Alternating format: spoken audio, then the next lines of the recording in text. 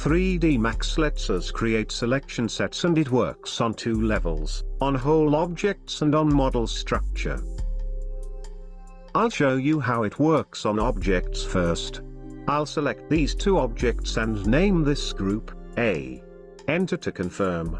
Now these two objects will be group B. So now I've got these two groups and I can switch between them.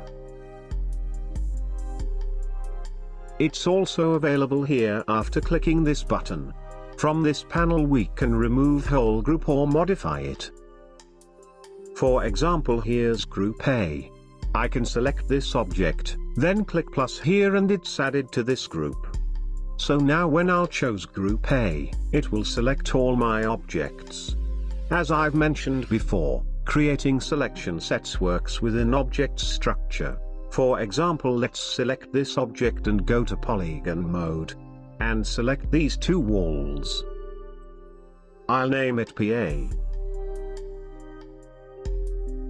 Now I'll these two walls and name it PB. And now you can see I've got it on the list and I can switch between these two selection sets. When I hit this button this time, you can notice that this window looks a bit different. But as before, we can remove any group from here.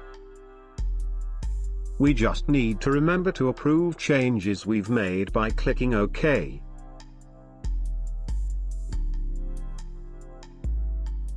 Of course, at the level of objects, the group we've created still exists. Here's group A, and if we'll go to our object and polygon mode, we can find our PA group.